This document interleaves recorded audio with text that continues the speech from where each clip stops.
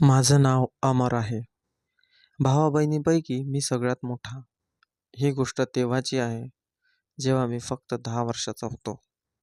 माझा धाकटा भाऊ अजय माझ्यापेक्षा 3 वर्षांनी लहान होता आणि आमची बहीण रजनी तर तेव्हा फक्त 1 वर्षाचीच होती. आमचं घर मोठं नव्हतं, छोटंसंच होतं, पण त्यात खूप शांतता आणि समाधान होतं. त्या समाधानाचं सर्वात मोठं कारण माझी आई होती. आई आपल्या हाताने आम्हाला जेवू घालायची आणि आमच्यावर मायेची चादर पांघरून ती पूर्ण दिवस आमच्यासाठी जगायची. सकाळपासून संध्याकाळपर्यंत ती काम करायची. लोकांच्या घरात साफसफाई, कपडे धुणे, भांडी घासणे, कधीकधी स्वयंपाक करणे आणि आमचे बाबा रोज सकाळी कामावर जायचे आणि संध्याकाळी परत यायचे. पण जेव्हा आई घरात असायची, तेव्हा मात्र आम्ही सगळे आईभोवती बसायचो. जेवणाच्या वेळी रजनी आईच्या मांडीवर बसायची. अजय इकडे-तिकडे खेळत असायचा आणि मी मात्र ताटं मांडत बसायचो. त्यामुळे आई नेहमीच म्हणायची, "अमर, तू फक्त माझा मुलगा नाहीस, तर माझा आधारही आहेस." हे ऐकून मला स्वतःचाच अभिमान वाटायचा. कदाचित म्हणूनच जीवन खूप सुंदर वाटायचं. कारण आम्हाला खूप दुःख म्हणजे काय हे माहीतच नव्हतं. आम्हाला हेही ठाऊक नव्हतं की सकाळ आनंदाने सुरू होत आहे की नाही, म्हणजे नक्की काय होत आहे. आई जेव्हा कामावरून परत यायची, तेव्हा थोडी थकलेली दिसायची. पण तिच्या चेहऱ्यावर नेहमी हसू असायचं. ती म्हणायची, "थकवा तेव्हाच जाणवतो जेव्हा मन उदास असतं आणि माझ्या मनात तर 3 तारे आहेत." असे असले तरी एक दिवस आई घरी आली. तेव्हा ती खूप शांत होती. घरात येऊन बसताच तिच्या तोंडून "आई गं" असे शब्द बाहेर पडले. त्यामुळे मी विचारलं, "आई, काय झालं?" तर ती हसून म्हणाली, "काही नाही बाळा, थोडा अशक्तपणा जाणवत आहे." पण दुसऱ्या दिवशी ती तशीच थकलेली होती. आणि त्यानंतरच्या दिवशी अजयने मला विचारलं, "दादा, आईसाहेब आधीसारखी राहिली नाही ना?" मलाही ते जाणवलं होतं, पण माझं मन मानायला तयार नव्हतं. एके दिवशी आईला जोराचा ताप आला. बाबांनी ऑफिसमधून सुट्टी घेतली आणि तिला हॉस्पिटलमध्ये घेऊन गेले. मी खिडकीतून बाहेर पाहिलं तर आईचे डोळे मिटलेले होते आणि बाबा खूप चिंता करत दिसत होते. त्यावेळी माझ्या मनात एक विचित्र भीती घर करून बसली होती. 2 दिवसांनी आई घरी आली, पण ती आधीसारखी नव्हती. खूप कमजोर दिसत होती. तिचा चेहरा पिवळा पडला होता. डोळे खोल गेले होते. ती आत येताच रजनी धावत जाऊन तिच्या मांडीवर बसली आणि तिने तिच्या चेहऱ्यावर हसू आणलं. जणू काही ती स्वतःला जबरदस्ती आनंदी दाखवण्याचा प्रयत्न करत आहे. दुसऱ्या दिवशी सकाळी मी आणि अजय आईजवळ बसलो होतो. बाबा अंगणात कोणाशी तरी बोलत होते. ते आत आले आणि आईजवळ बसले. त्यांची मान खाली झोपली होती. डोळे पाणावले होते. तेवढ्यात आई म्हणाली, "अमर, बाळा तुला एक गोष्ट सांगायची आहे." आणि माझा हात हातात घेतला आणि माझ्याकडे पाहत म्हणाली, "बाळा, तू मोठा झालास ना?" मी मान हलवली. "होय." आईने गोष्ट सांगितली. "कदाचित तुमच्या वयाच्या 10 वर्षाच्या मुलांनी कधी ऐकायलाच नको." ती म्हणाली. "डॉक्टर म्हणाले आहेत की मला कॅन्सर झाला आहे." माझं हृदय थांबल्यासारखं झालं. हे शब्द ऐकून कानात घुमू लागले. कॅन्सर ऐकलं नव्हतं कधी, पण कधी स्वप्नातही वाटलं नव्हतं की तो आमच्याही घरी येईल. मी विचारलं, "आई, तू बरी होशील ना?" माझा आवाज कापत होता. आईने माझ्या डोक्यावर हात ठेवला आणि म्हणाली, "माहीत नाही बाळा, पण माझ्याकडे जेवढा वेळ आहे, तो मला तुमच्यासोबत घालवायचा आहे." बाबा शांतपणे खोलीतून बाहेर गेले. आईने डोळे मिटले. कदाचित तिचे अश्रू आम्हाला दिसू नयेत म्हणून तिने डोळे बंद केले होते. त्या रात्री आईने आम्हा तिघांना आपल्याजवळ झोपवलं. अजय तिचा हात धरून झोपला. रजनी आईच्या छातीवर डोकं ठेवून झोपली आणि मी मात्र छताकडे पाहत डोळे उघडेच ठेवले होते. मनात जणू काहीतरी तुटण्याचा आवाज घुमत होता. त्या रात्रीपासून घराचं वातावरणच बदललं. आई अजूनही हसायची. आम्हाला मांडीवर घ्यायची. जेवणही आधीसारखंच प्रेमानं आणि स्वादिष्ट बनवायची. पण तिच्या चेहऱ्यावर थकवा आणि काळजी स्पष्ट दिसू लागली होती. डोळ्याखाली काही वर्तुळे आली होती आणि ती वारंवार शांत विचारात राहू लागली होती. एक दिवस संध्याकाळी बाबा औषध आणायला गेले होते. आई खाटेवर पडून होती. अजय बाहेर खेळायला गेला होता. रजनी आईजवळ झोपली होती. मी स्वयंपाकघरातून पाणी आणायला गेलो आणि परत येऊन पाहिलं तर आईच्या डोळ्यातून अश्रू वाहत होते. मी दारामागे उभा राहून पाहत राहिलो. ती हळूहळू जणू आतून तुटत होती. आई रडत होती. मी थोडा वेळ तिथेच उभा राहिलो आणि मग गुपचूप परत फिरलो. दुसऱ्या रात्री मी तिला तसंच पाहिलं. यावेळी ती छताकडे पाहत जणू कुणाकडे तरी तक्रार करत होती. माझी मुलं माझ्याशिवाय कशी जगतील? दुसऱ्या दिवशी बाबा कामावर गेले आणि अजय बाहेर होता. तेव्हा मी आईजवळ बसलो. ती एक जुनी साडी घडी करत होती. तेव्हा मी तिला विचारलं, आई, तू काल रडत होतीस का? ती दचकली. तिचे हात जागीच थांबले. आई म्हणाली, तू पाहिलंस का? मी मान हलवली. हो, पण तू का रडत होतीस आई? तू आम्हाला सोडून जाणार नाहीस ना? काही क्षण आई शांत राहिली. मग माझ्या जवळ आली. माझा हात धरून म्हणाली, बाळा, मी माझ्यासाठी रडत नाही. मी त्या दिवसासाठी रडत आहे, जेव्हा तू मला हाक मारशील आणि मी येणार नाही. जेव्हा रजनी माझ्या छातीवर डोकं ठेवेल, पण मी माती खाली गेली असेल. मी पटकन तिचे अश्रू पुसले आणि म्हणालो, नाही आई, असं काही होणार नाही. मी तुला मरू देणार नाही. मी काहीही करेन, पण तुला वाचवेन. ती हलकीशी हसली आणि माझ्या गालावर हात फिरवत म्हणाली, बाळा, मृत्यूला कोणी थांबवू शकत नाही. पण जर माझ्यानंतर तू धैर्याने आपल्या बहीण भावाचा आधार झालास, तर तोच माझा सर्वात मोठा विजय असेल. मी वचन दिले. मी सगळं सांभाळेन. अजयला शिकवेन. राजनीला काळजी घेईन. तिच्यासाठी आईवडील होईल. आईने मला मिठी मारली. त्या दिवशी पहिल्यांदा मला स्वतःला मोठं झाल्यासारखं वाटलं. मग आईने मला हळूहळू सगळं शिकवायला सुरुवात केली. एकदा मला स्वयंपाकघरातल्या चपात्या बनवायला शिकवल्या आणि म्हणाली, जेव्हा तू स्वयंपाक करशील, तेव्हा तुझी बहीण कधी उपाशी राहणार नाही. कपडे कसे धुवायचे, पाणी कसं भरायचं, डाळ कशी शिजवायची, सगळं शिकवलं. आई म्हणाली, बाळा, आयुष्य खूप मोठं आहे, पण आईशिवाय अवघड आहे. म्हणून वेळेआधी सगळे शिकून ठेव. एकदा मी अजयला शिकवत होतो, तेव्हाच आई दारावर उभी राहून आम्हाला पाहत होती. तिच्या डोळ्यात समाधान होतं. जणू तिला वाटत होतं की तिच्या नंतरही सगळं ठीक राहील. मग एक दिवस आईनं एक जुनी लाकडी पेटी बाहेर काढली. त्यात काही कागदपत्रे, फोटो आणि थोडे पैसे ठेवलेले होते. आई म्हणाली, हे मी तुमच्यासाठी लपून ठेवलेले होते. काही खूप जुने नाहीत, पण वाईट कामात उपयोगी पडतील. मी विचारलं, आई, तुला कसं माहीत की ही वाईट वेळ येणार आहे म्हणून? आई हसून म्हणाली, आईला सगळं माहीत असतं बाळा, आणि आई कधीही आपल्या मुलांना रिकाम्या हाताने सोडत नाही. एक दिवस रजनीला ताप आला. आईची तब्येत आधीपासूनच बिघडलेली होती. तरीही ती पूर्ण रात्र जागी राहिली. तिच्या कपाळावर पाण्याच्या पट्ट्या ठेवत राहिली. अजय घाबरलेला एका कोपऱ्यात बसला होता. पण आणि मी वारंवार पाणी गरम करून देत होतो. आई हळू आवाजात म्हणाली, पाहिलंस ना तू, तुझं वचन पाळलंस. तो क्षण माझ्यासाठी एखाद्या परीक्षेपेक्षा कमी नव्हता. पण मी स्वतःला सिद्ध करायला हळूहळू सुरुवात केली होती. आता मला समजलं होतं की मी फक्त मुलगा नाही, तर एक छोटा रक्षक आहे. माझ्या बहिणीचा आणि भावाचा. आई आजारी पडल्यापासून काही दिवस जणू थांबूनच गेले होते.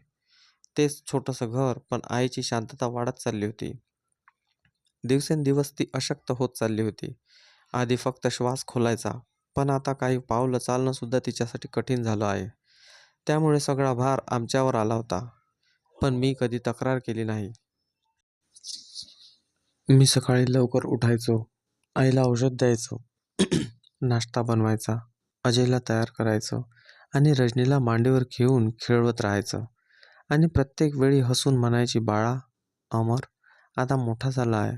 पण तिच्या डोळ्यात काहीतरी असं होतं जे शब्दात मांडता येत नव्हतं. एक दिवस आईला जोराचा ताप आला, इतका की अंग जळत होते. बाबा तिला हॉस्पिटलमध्ये घेऊन गेले. मी आणि अजय दाराजवळ उभा होता. रजनी वारंवार आई आई म्हणत होती, पण आई मागे वळून पाहू शकली नाही. काही तासांनी बाबा परत आले. पण आई सोबत नव्हती. मी विचारलं, "बाबा, आई कुठे आहे?" ते म्हणाले, "तिथेच हॉस्पिटलमध्ये ठेवणार आहे. 2 दिवस तिला तिथेच ठेवणार आहे." ते 2 दिवस जणू शतकासारखे वाटले. मी पहिल्यांदा रात्रीचा शांतपणा अनुभवत होतो. आईशिवाय घर रिकामं ओसाड वाटत होतं. रजनी रडत राहिली. अजय माझ्याकडे पाहत राहिला. मी काही उत्तर देईल, पण बाबाकडचे शब्दच संपले होते. तिसऱ्या दिवशी संध्याकाळी बाबा आईला परत घेऊन आले. ती डोळे मिटून शांत पडली होती, जणू झोपेत आहे. मी धावत जाऊन तिला हात धरला, तर तो हात थंड होता. मी कानाजवळ जाऊन म्हणालो, "आई, अमर आला आहे." पण काही उत्तर आलं नाही. बाबा शांतच होते. त्यांचा चेहरा सुजलेला होता. त्यांनी आईला आत नेऊन खाटेवर झोपवले. सुनीता मावशी आणि शेजारच्या बायका आल्या. कोणी कपडे बदलवत होतं, तर कोणी चादर पांघरत होतं. मी काहीच समजू शकलो नाही. मग सुनीता मावशी माझ्याजवळ येऊन म्हणाली, "बाळा अमर, हिम्मत ठेव. तुझी आई देवाघरी गेली आहे." मी हे ऐकलं आणि जणू खोलीतील सगळे आवाज थांबले. रजनी रडत होत राहिली. "आई, आई" आणि तिला बिलगत राहिली. अजय भिंतीला टेकून खाली बसला. रिकाम्या डोळ्यांनी सगळं पाहत राहिला. देवाघरी गेली, कधी गेली, कशी? काल तर ती मला म्हणाली होती की मी धाडसी आहे. ती कशी काय जाऊ शकते? मी खाटेजवळ गेलो. तिच्या कपाळावर हात ठेवला. तो थंड होता. डोळे मिटलेले होते. मी तिचा हात घट्ट धरून तिथेच बसलो आणि पहिल्यांदाच जोरात रडू लागलो. दुसऱ्या दिवशी अंतिम संस्काराची वेळ आली. लोक आले, कफन लपेटला गेला. मी एका बाजूला उभं राहून सगळं पाहत होतो. काहीतरी समजून घेण्याचा प्रयत्न करत होतो. बाबा एका कोपऱ्यात उभे होते. डोकं खाली होतं. त्यांनी एकदाही माझ्याकडे पाहिलं नाही. जेव्हा अर्थी उचलली गेली, तेव्हा मी मागून धावलो. सुनीता मावशीने मला पकडण्याचा प्रयत्न केला, पण मी सुटून पुढे गेलो. मला आईला शेवटचा स्पर्श करायचा होता. स्मशानापर्यंतचा रस्ता दगडांनी भरलेला होता. प्रत्येक पावलागणिक मन तुटत गेलं होतं. चिता तयार होती. लोक मंत्र म्हणत होते. मी शांत होतो. पण जसं आईला अग्नी देण्यात आलं, तसा मी पुन्हा जोरजोरात रडू लागलो. अंतिम संस्कारानंतर सगळे बाजूला उभे होऊन सगळं पाहत होते. परतले, पण मी तिथेच बसून राहिलो. अजय आणि रजनी तिथेच होती. मी रजनीला मांडीवर घेतलं. अजयने माझा हात घट्ट धरला. आम्ही तिघेही शांत होतो. जणू आता आम्ही लहान मुले राहिलोच नव्हतो. घरी परतल्यावर वाटलं, हे तेच घर आहे, पण यात प्राण नाही. भिंती आहेत, त्यात खोल्या निस्तेज वाटत होत्या, कारण त्यात आईचा सहवास नव्हता. त्या दिवशी पहिल्यांदा मनात विचार आला, आईशिवाय आयुष्य म्हणजे काय? जेवण शिजलेलं असलं तरीही चव नाही. बिछाना असला तरीही झोप नाही. भिंती असल्या तरी सावली नाही. आई गेल्यानंतर घराच्या प्रत्येक कोपऱ्यात शांतता होती. आईची खाट तशीच ठेवलेली होती. मी रोज तिच्यावर जाऊन बसायचो. कधी तिची ओढणी हातात घ्यायचो, कधी उशी मांडीवर ठेवायचो.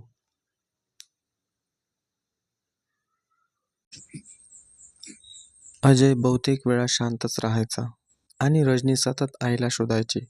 दार उघडलं की धावत धावत आई आई म्हणायची आणि निराश होऊन परत जायची. बाबा बहुतेक वेळा उशिरा घरी यायचे आणि आमच्याशी फार कमी बोलायचे. ते थेट त्यांच्या खोलीत जात असे.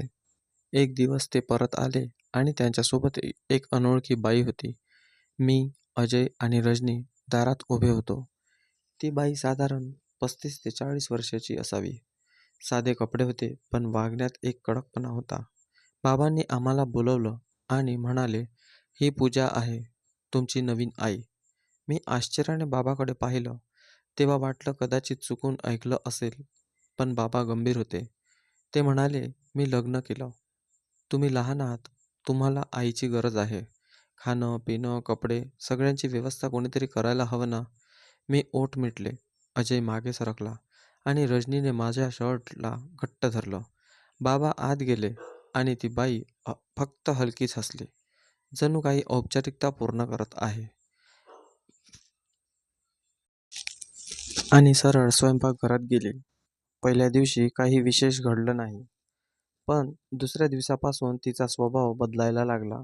सकाळी बाबा कामावर गेले तेव्हा तिने आम्हाला उठवून सांगितलं, "हे कपडे धुवा आणि नाश्ता बनवा. मला उशीर होतोय." मी म्हणालो, "आम्हाला शाळेत जायचं आहे."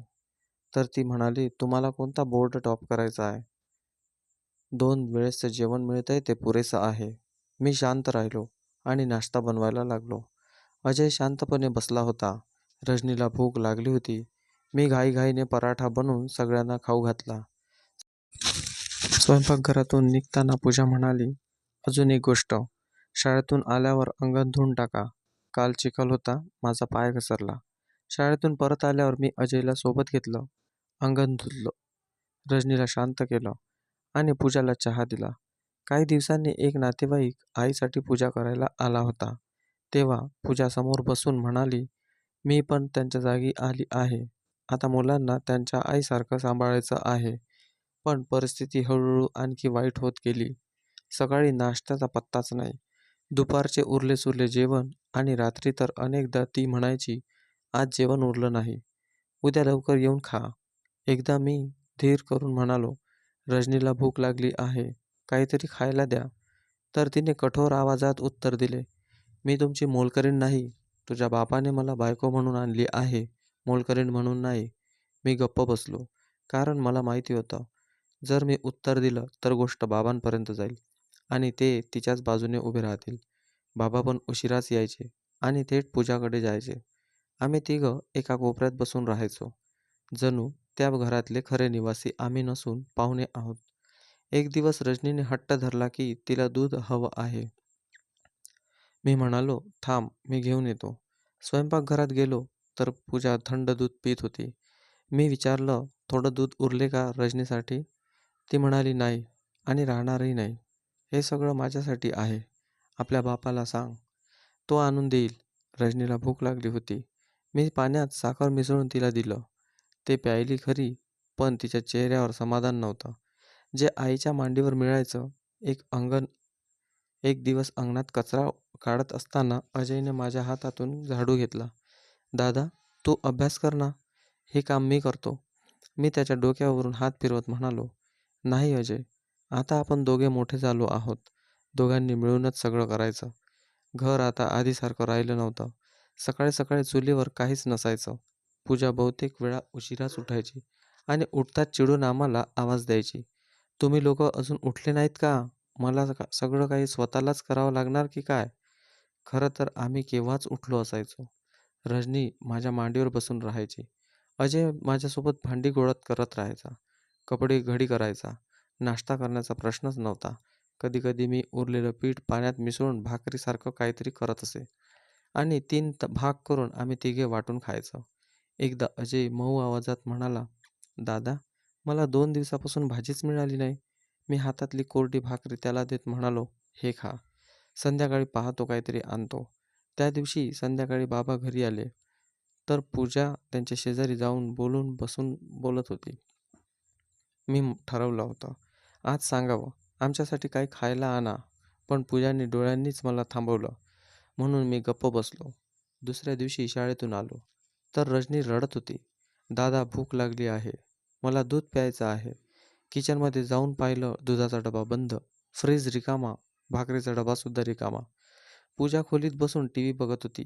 पूजाच्या हातात कप आणि समोरच्या प्लेटमध्ये काही बिस्किटं होती. मी म्हणालो, "आई, रजनीला दूध दे. सकाळपासून तिने काही खाल्लं नाही."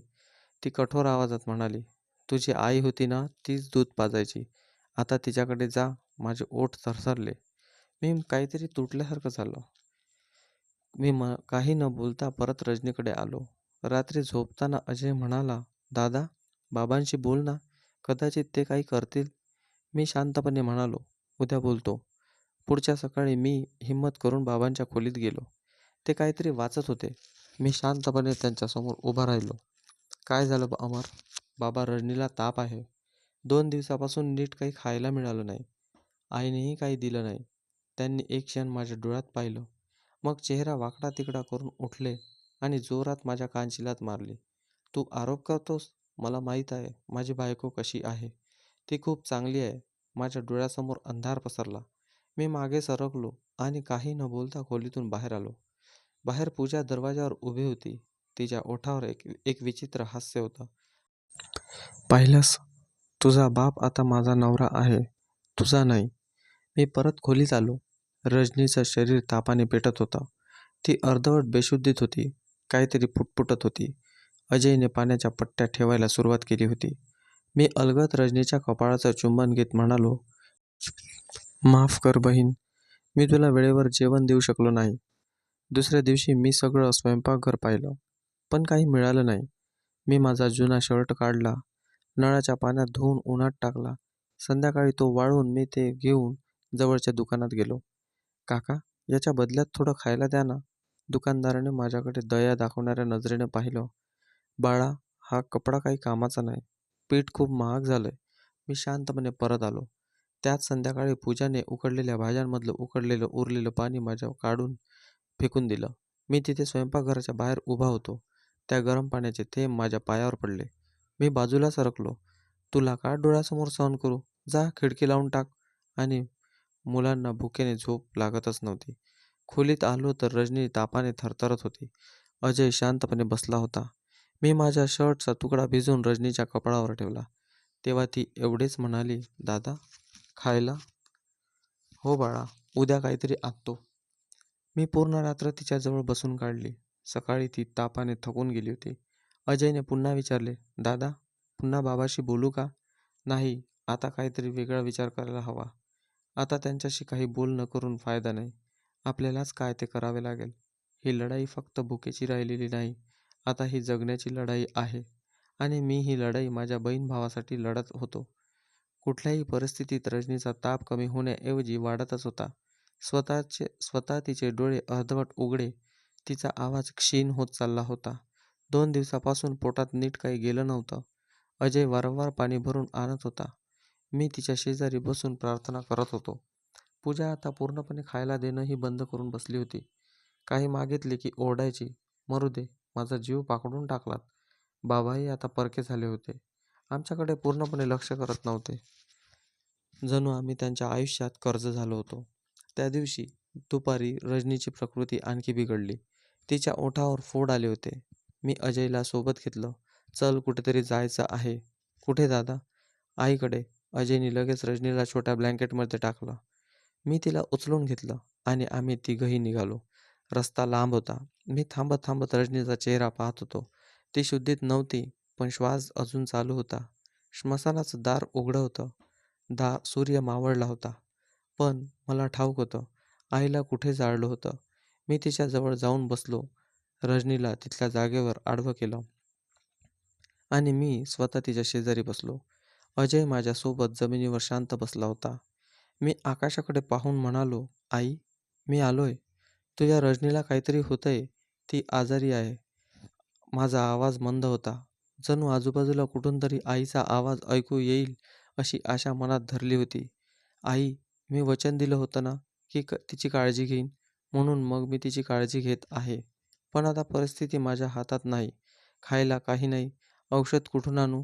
रजनी हळूहळू थरथर कापत होती. मी माझा रुमाल तिच्या डोक्यावर ठेवला. अजय माझ्याकडे पाहत होता. डोळ्यात प्रश्न, पण ओठ मात्र बंद. आई, तू म्हणायचीस ना, की तुझ्या नंतर जग फार जालीम आहे. तू खरं म्हणाली होतीस. इथे कोणी कोणाचं नाही आहे. आपल्यावर दया करणारं.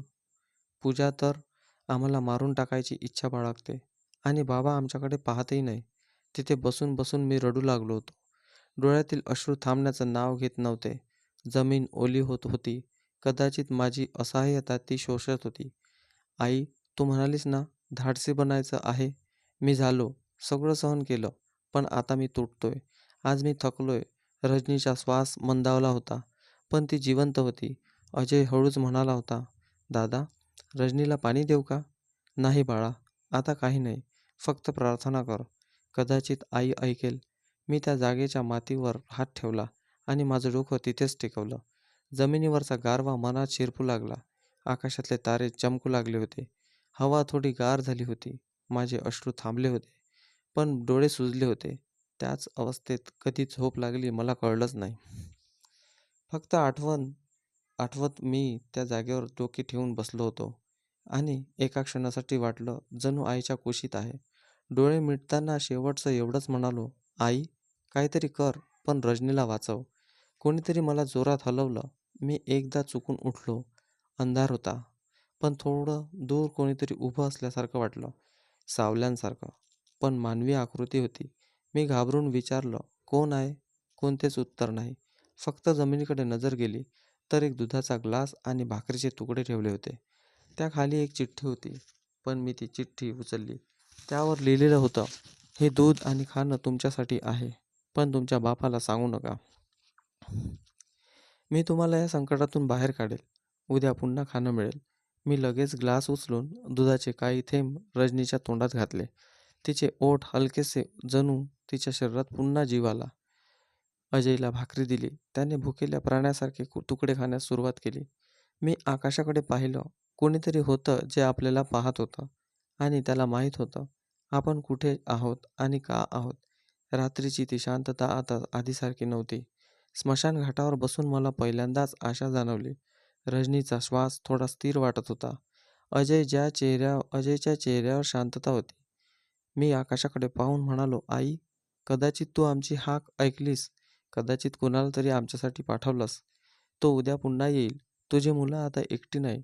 सकाळी सूर्य उगवल्यावर मी रजनीच्या श्वासावर कान दिला.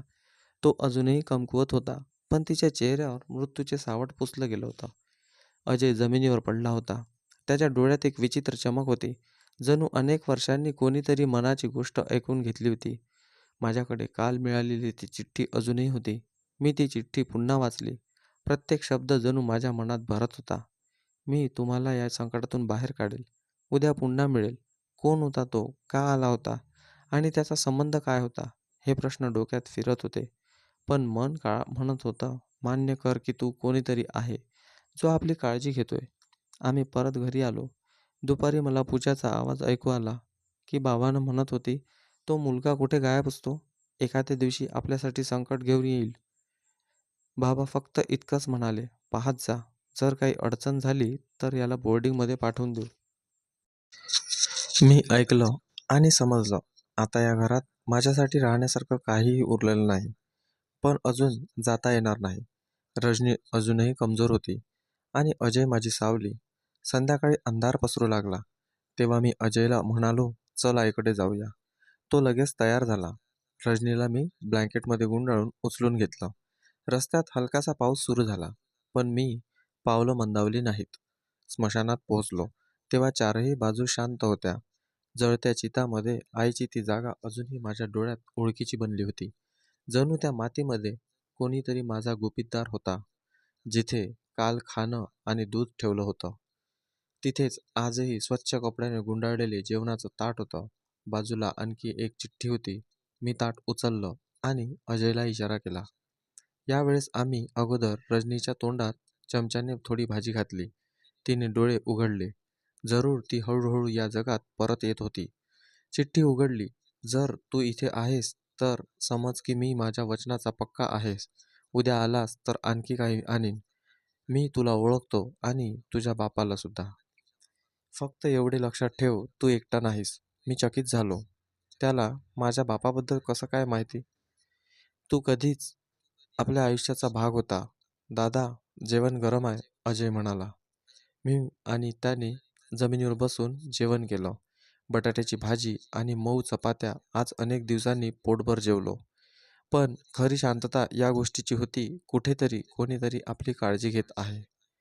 रात्री काही वेळ गेला असेल. तेवढ्यात थोड्या अंतरावर आवाज आला. मी लगेच उठलो. पुन्हा आवाज आला, "घाबरू नकोस, मी तुझाच आहे." पण चेहरा नीट दिसत नव्हता. चादरीत लपेटलेला एक माणूस उभा होता. "कोण आहेस तू?" मी विचारलं. तो म्हणाला, "ज्याचं नातं तुझ्या रक्ताशी आहे. आता विचारू नकोस. वेळ आल्यावर सगळं सांगेन. माझ्यावर विश्वास ठेव." "का विश्वास ठेव?" मी विचारलं. "तुम्हाला तुझ्या आईची शपथ घेऊन सांगतो. ती माझी स्वतःची होती. ही तिची बीजं आहे आणि तिचे मुलं माझी आहेत." तो माणूस म्हणून मागे सरकला आणि म्हणाला, "मी रोज रात्री काहीतरी आणीन. इथे येणं बंद करू नकोस." क्षणातच तो अंधारात नाहीसा झाला. मी आईला हाक मारली, "मी रोज इथे येईन. फक्त रजनीला ठीक कर." घरी परतलो तेव्हा पूजा आपल्या खोलीत होती. तिला काहीच फरक पडत नव्हता. आम्ही कुठे गेलो, काय खाल्लं आणि काय नाही, यावेळी माझ्या पावलात ती भीती नव्हती. मनात आशांचा नवा दिवा पेटला होता. दुसऱ्या सकाळी रजनीला पूर्ण उघडले. कमजोर होती, पण डोळ्यात पुन्हा एक चमक होती. मी कपाळावर हात ठेवला. ताप उतरला होता. अजय शेजारी बसून हसला. म्हणाला, दादा, असं वाटतंय आईने खरंच आपलं ऐकलं आहे. दिवस तसाच गेला.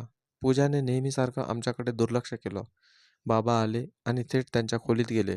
संध्याकाळच्या आधी मी एका पिशवीत ब्लँकेट आणि पाणी, काही जुने कपडे ठेवले होते. अजय शांतपणे रजनीला तयार केलं. आता घरातून निघणं लपणं नव्हतं. उलटं सुरक्षित वाटत होतं. रस्त्यात अजयने विचारलं, दादा, आजही तो माणूस येईल का? मी म्हणालो, माहीत नाही, पण जाणं तर आहेच. आईकडे जाणं आता फक्त आनंद नाही, आयुष्य झालं. आज स्मशानघाटात अधिकतर शांतताच होतं. त्या जागी पुन्हा तसेच सजवलेले ताट आणि दुधाचा ग्लास ठेवला होता. मी रजनीला उचलून घेतलं. ब्लँकेट पसरून तिला झोपवलं. अजयने जेवण काढलं. थोडं थोडं करून सगळ्यांना दिलं. अजय रजनीसोबत खेळत असतानाच पावलाचा आवाज आला. तोच पुन्हा पुन्हा तोच चादरीतला लपेटलेला माणूस जवळ आला. आज तुला थांबावं लागेल. सांगावं लागेल, तू कोण आहेस? का करत आहेस? हे सगळं मी म्हणालो. तो तो थांबला. हातात खाण्याची पिशवी होती. मग हळूहळू चादरीतला कोपरा बाजूला सरकला. अंधारातही मी चेहरा ओळखला. आईच्या चेहऱ्याची झलक त्यात होती. काही क्षण माझी जीभ लांबली. तो, हो अमर, मी तुझी मावशी आहे. तुझ्या सख्ख्या आईची सख्खी बहीण. अजयने आश्चर्याने माझ्याकडे पाहिलं आणि मावशीकडे पाहिलं. रजनीने आशाने मान वर केली. तिला कदाचित काही समजलं नाही, पण तिच्या चेहऱ्यावर शांती होती. तू कुठे होतीस? आईने कधीच उल्लेख केला नाही. मी शांतपणे ऐकत बसलो. अजयही लक्षपूर्वक बसला होता.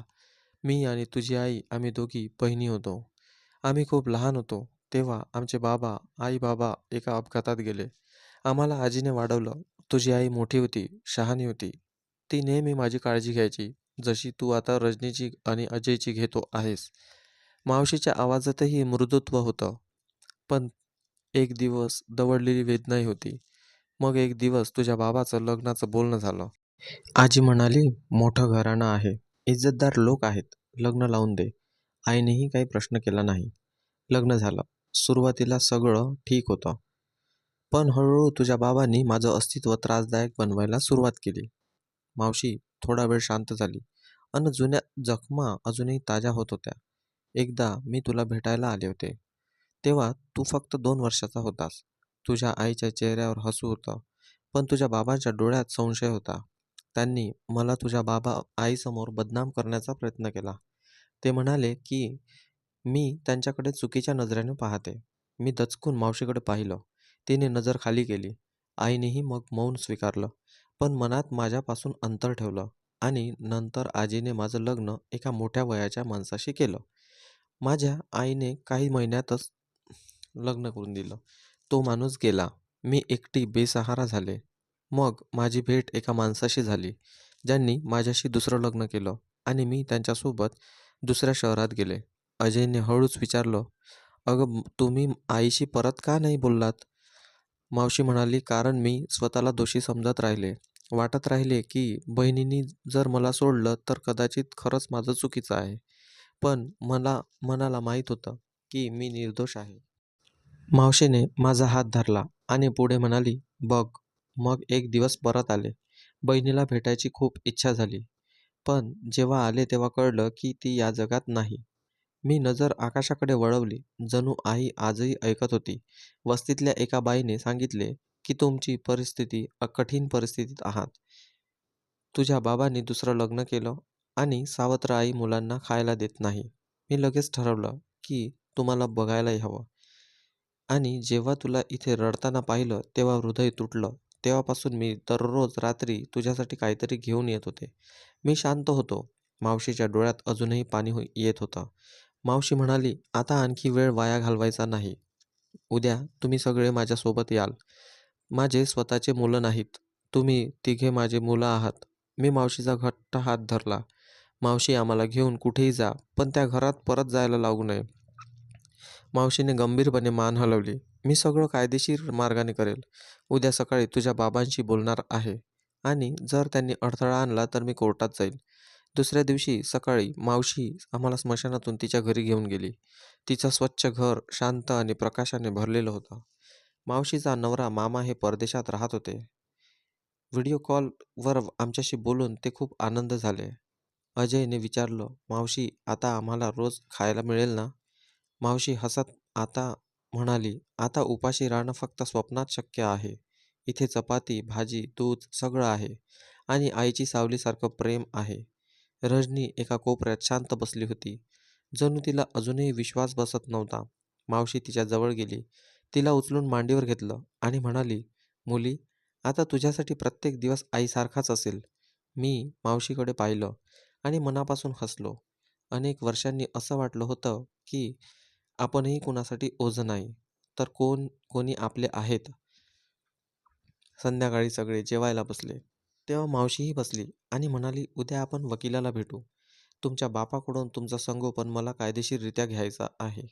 मी मावशीकडे पाहिलं आणि हळूच म्हणालो, "म्हणतात ना, आईसारखं कोणी नसतं, पण तू आईचं वचन पूर्ण केलंस." मावशीने माझ्या डोक्यावर हात ठेवला. "अमर, तू माझ्या बहिणीची निशाणी आहेस. तुला कधीही एकटं सोडणार नाही." मावशीच्या घरी पहिली सकाळ वेगळीच होती. वेगळी यासाठी नाही की घर नवीन होतं, तर यासाठी की शांतता नवी होती. डोळे उघडले तर अजय माझ्या शेजारी होता. रजनी मांडीवर होती आणि दारातून येणाऱ्या ताज्या चपात्यांचा सुवासानं मनाला जणू एखाद्या स्वप्नांचा विश्वास दिला. मावशीने स्वयंपाकघरातून आवाज दिला, "उठा, नाश्ता तयार आहे." पहिल्यांदाच मी एखाद्या घरात हे वाक्य ऐकलं असेल, जे फक्त शब्द नव्हते तर आयुष्य होतं, प्रेम होतं, भावना होत्या. नाश्त्याच्या टेबलवर मावशीने स्वतःच्या हाताने आम्हाला जेवायला घातलं. मामा व्हिडिओ कॉलवर पुन्हा भेटले. त्यांनी विचारलं, "तुम्ही इथे खुश आहात का?" अजय हसत म्हणाला, "इथे चपाती मिळते म्हणजे सगळेच खुश आहेत." मावशी हसली आणि प्रेमाने त्याच्या डोक्यावर हात फिरवला. त्याच दिवशी आम्ही वकिलाला भेटायला गेलो. मावशीने सगळी कागदपत्र दाखवली.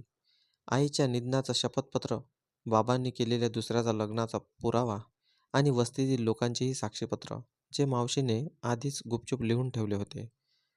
सावत्र आई आमच्यासोबत कशी वाईट वागायची, वकील म्हणाले, "ही केस मजबूत आहे. तुम्ही तुमच्या मुलांच्या संगोपनाचा हक्क मिळवू शकता. फक्त कोर्टाच्या तारखेला तयार राहा." तारीख 3 दिवसांनी होती. त्या 3 दिवसात आम्ही पूर्णपणे मावशीचे झालो. मावशी आम्हाला वेळ द्यायची, अभ्यास शिकवायची आणि रात्री झोपायच्या आधी आईच्या गोष्टी सांगायची. एकदा अजय म्हणाला, "मावशी, तू तर अगदी आईसारखीच आहे." मावशीने त्याच्या कपाळाचे चुंबन घेतला आणि म्हणाली, "तुझ्या आईचं स्वप्न होतं की ती नसली तरी तुम्ही कधी एकटे पडू नये." कोर्टाच्या दिवशी आम्ही तिघं मावशीसोबत कोर्टात पोहोचलो. तिथे बाबा होते. पूजा त्यांच्यासोबत होती. बऱ्याच दिवसांनी बाबांना पाहिलं, पण चेहऱ्यावरून काही ओळखीचे वाटले नाही. न्यायाधीशासमोर मावशीने सगळीच बाब मांडली. तिच्या आवाजात खात्री आणि ताकद होती. ती म्हणाली, "मी या मुलांची मावशी आहे, त्यांच्या आईची सख्खी बहीण." त्याच्या बापाने कधी लक्ष दिलं नाही. सावत्र आईने त्यांना उपाशी ठेवलं. मी आली नसते तर ही मुलं कदाचित जिवंतही राहिली नसती. न्यायाधीशांनी बाबांना विचारलं, "मुलांच्या जेवण, शिक्षण आणि काळजीसाठी तुम्ही काय केलं?" बाबांनी नजर खाली केली. "मी कामात बिझी होतो. बायकोला सांगायचो लक्ष ठेवायला." न्यायाधीशांनी पुन्हा विचारलं, "तुम्हाला माहीत होतं का त्या मुलांची अवस्था किती वाईट होती?" बाबा गप्प राहिले. पूजा देखील काहीच बोलली नाही. न्यायालयाने पुरावे पाहून निर्णय दिला. त्या मुलांचा संगोपनाचा हक्क त्यांच्या मावशीला दिला जातो. मुलाचा कायदेशीर आणि शैक्षणिक हक्क आता मावशीकडे असेल. वडिलांना कोर्टाची परवानगी शिवाय मुलांना भेटण्याचा हक्क नसेल. हे ऐकून माझ्या डोळ्यात पाणी आलं. अजयने माझा हात घट्ट धरला. रजनी मावशीच्या मांडीवर झोपली होती. मावशीने न्यायाधीशाचे आभार मानले. कोर्टातून बाहेर येताना बाबांनी माझ्याकडे एकदा पाहिलं. डोळ्यात खंत होती, पण मी मागे वळून पाहिलं नाही. माझ्या मागे ते सगळे दिवस होते, जेव्हा मी दाराशी उभा राहून मदत मागितली होती, पण बाबांनी दार कधीच उघडलं नव्हतं. गाडीत बसताच मावशी म्हणाली, "आजपासून तुम्ही माझी मुलं आहात आणि कोणीही तुम्हाला परत नेऊ शकत नाही." अजय हसून म्हणाला, "मावशी, आता आम्ही रोज शाळेत जाणार का?" मावशी म्हणाली, फक्त शाळा नाही, ट्युशन आहे. दुसऱ्या दिवशी आम्ही नवीन युनिफॉर्म, पुस्तके, बॅग, बूट सगळं विकत घेतलं. मला आठवतं दुकानात नवीन बूट पाहून मनात आलं, हे फक्त बूट नाहीत, हे नवे रस्ते आहेत. मावशीने आम्हाला शाळेत प्रवेश मिळवून दिला. शिक्षकांनी विचारलं, आई वडील कोण? मावशीने उत्तर दिलं, आई मी आहे. आणि मी पहिल्यांदाच हे शब्द आनंदाने ऐकले. शाळेतून परत आल्यावर आम्ही होमवर्क केला. तर मावशीने बक्षीस म्हणून चॉकलेट दिलं आणि संध्याकाळी आम्हाला उद्यानात घेऊन गेली. परत येताना रजनीने हळूच विचारलं, आई, मावशी, आम्ही आता कधी त्या घरात जाणार नाही ना? मावशीने रजनीला छातीशी धरलं. नाही ग बाळा, आता फक्त तुझं हे घर इथेच आहे. मी आकाशाकडे पाहिलं आणि मनोमन आईला म्हणालो, आई, तू माझ्याकडून घेतलेलं वचन मी पाळलं आणि जी प्रार्थना केली होती ती देवाने ऐकली. मावशीच्या घरचे सर्व दिवस म्हणजे आयुष्याचं एक नवं पान होतं. शाळा होती, वेळेवरचं जेवण, स्वच्छ बिछाना आणि जिथे प्रत्येकाची गोष्ट ऐकली जायची. मामा परदेशात बिझी असतानाही रोज व्हिडिओ कॉल करायचे. ते आम्हाला मित्रासारखं वागवायचे. अभ्यास विचारायचे. छोट्या छोट्या यशावर खुश व्हायचे. वर्ष जात राहिली. आम्ही मोठे होत गेलो. अजयने सायन्स निवडलं. रजनीला भाषा आणि साहित्याची आवड होती. आणि मी मामाच्या बिझनेसमध्ये रोज लक्ष देत होतो. मामा गारमेंट्सच्या बिझनेसमध्ये पार्टनर होते. त्यांनी सांगितलं, अमर, जर शिकायचं आहे खरंच, तर बिझनेस समजून घ्यावा लागेल. फक्त पाहून भागणार नाही. मी रोज त्यांच्यासोबत ऑफिसला जाऊ लागलो. रिपोर्ट, मीटिंग, माल सप्लाय सगळं शिकलो. एक दिवस मामांनी सांगितलं, बाळा, कामाची पायाभरणी म्हणजे विश्वास. तू तो मुलगा आहेस ज्याने कठीण काळातही वचन पाळलं. आता हा बिझनेस तुझ्या हातात पाहून मला अभिमान वाटेल. जेव्हा मी 20 वर्षाचा झालो, तेव्हा त्यांनी मला पार्टनर बनवलं. त्या दिवशी मावशीने माझ्या कपाळाचं चुंबन घेत म्हणाली, आईची स्वप्न अशीच पूर्ण होतात. त्याच दिवशी, त्याच वर्षी एका संध्याकाळी ऑफिसवरून परत येत असताना मी एक मुलगा पाहिला, जो कचऱ्यातून अन्न शोधून खात होता. मी विचारलं, आज काही खाल्लं नाही का? आई म्हणाली, सबुरीने पोट भरत नाही. त्या रात्री मला झोप आली नाही. मला ते दिवस आठवले, जेव्हा मी आणि अजय रजनीसाठी दूध मिळावं म्हणून स्मशानापर्यंत चालत जायचो. मी ठरवलं, मी असं फूड सेंटर सुरू करणार जेथे प्रत्येक भुकेलेला सन्मानाने अन्न मिळेल. मावशी आणि मामांनी पूर्ण साथ दिली. मामा म्हणाले, कमाईचा एक भाग माणुसकीवर खर्च कर. हेच खरे यश आहे. आम्ही एक जागा भाड्याने घेतली आणि आईची थाळी नावाने सेंटर सुरू केलं. रोज 100हून अधिक लोकांना मोफत जेवण मिळू लागलं. मुलं, मजूर, विधवा सगळे यायचे आणि पोटभर जेवून जायचे. एक दिवस एक वृद्ध स्त्री म्हणाली, बाळा, देव करो तुला सर्वत्र यश लाभो. जेवढं तू करत आहेस तेवढेच फार थोर आहे. मी हसत उत्तर दिलं, हे सगळं माझ्या आईच्या आशीर्वादामुळेच आहे. मावशी रोज जेवणाची व्यवस्था पाहायला यायची. रजनी आता कॉलेजमध्ये होती आणि अजय इंजिनिअरिंगसाठी विद्यापीठात प्रवेश झाला होता. आता मग तिघांनाही आपलं आयुष्य एका नव्या पातळीवर नेऊन ठेवलं होतं. मग मला एक दिवस फोन आला. फोनवर एका माणसाचा आवाज होता. अमर, आपण अमर बोलताय का? हो, बोला. आपल्या वडिलांविषयी एक गोष्ट सांगायची आहे. मी थोडा चकित झालो. काय झालं? आपली सावत्र आई पूजा त्यांना सोडून गेली आहे. ती 2 वर्षापूर्वीच निघून गेली होती आणि आता तिचा काही पत्ता नव्हता. आपले वडील एकटेच आहे. मी काही क्षण काहीच बोललो नाही. फक्त शांत बसलो. म्हणूनच विचारलं, ही गोष्ट मला का सांगितली जात आहे? कारण ते आजारी आहेत आणि त्यांचे कोणी नाही. ते अनेकदा तुमची आठवण काढतात, पण तुम्हाला बोलू शकले नाहीत. मी फोन ठेवला आणि काही वेळ तसाच बसून राहिलो. अजय तेव्हा माझ्यासोबत होता. त्यांनी विचारलं, काय झालं? मी त्याला सगळं सांगून टाकलं. अजय म्हणाला, दादा, तू जे करशील ते आम्हाला मान्य आहे. पण निर्णय तुला घ्यायचा आहे. माझ्या मनात आईची आठवण आली. जर ती असती तर आम्हाला म्हणाली असती, जा बापाला भेटून ये. पण मी मनातून त्यांना माफ करू शकलो का? की नाही, हे अजून ठरलं नव्हतं. मावशीला सांगितलं तर ती शांत राहिली. मग म्हणाली, जर मन सांगत असेल तर त्यांना भेटून ये. पण मनावर ओझं ठेवू नकोस. तू जे दिवस जगलास तेच सर्वात मोठं प्रमाण आहे. दुसऱ्या दिवशी मी त्यांच्या घरी गेलो. तेच जुनं घर, तोच दरवाजा, जे दार मी कधी ठोठावलं होतं, पण कोणीही उघडलं नव्हतं. यावेळी दरवाजा उघडला. बाबा जुन्या खुर्चीत बसले होते. चेहऱ्यावर सुरकुत्या, अशक्त हात थरथरत होते. त्यांनी मला पाहिलं, डोळ्यांनी ओळखलं, पण तोंडातून शब्द फुटले नाही. "बाबा, मी अमर आहे." डोळ्यात पाणी आलं, पण ते काहीच बोलू शकले नाही. मी जवळ गेलो, त्यांचा हात धरला. तोच हात जो लहानपणी माझ्या डोक्यावर असायचा, पण वर्षानुवर्षांच्या अंतराने त्या स्पर्शालाही परकेपण आलं होतं. मला मावशीची गोष्ट आठवली. मनावर ओझं ठेवू नकोस. त्या दिवशी मी बाबांसाठी जेवणाची व्यवस्था केली. त्यांचा इलाज सुरू केला. पण आत कुठेतरी एक पोकळी होती, जी कधीच भरू शकणार नव्हती. बाबांना माझ्या सोबत आणलं. आणणं आणणं हा सोपा निर्णय नव्हता. पण मावशी म्हणाली होती, माफी ही माणसाची ताकद असते. पण ती जबरदस्तीने येत नाही. वेळ येते. मी घरी त्यांच्यासाठी स्वतंत्र खोली तयार केली. चांगला डॉक्टर बोलवला. औषध वेळेवर देऊ लागलो. रजनी त्यांच्यासाठी जेवण बनवायची. अजय औषध द्यायचा आणि मी फक्त त्यांची काळजी घ्यायचो. पण बोलणं फार कमी होतं. एक दिवस सगळे जेवण जेवून खोलीत गेल्यानंतर बाबांनी मला हळूच हाक मारली. "अमर, अमर." मी थांबलो आणि शांतपणे त्यांच्याकडे पाहिलं. "बाळा, मला खूप लाज वाटते. तू जे सहन केलंस त्याचा मी कधी विचारही केला नव्हता.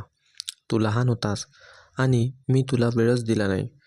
मी त्यांची गोष्ट मध्येच थांबवली.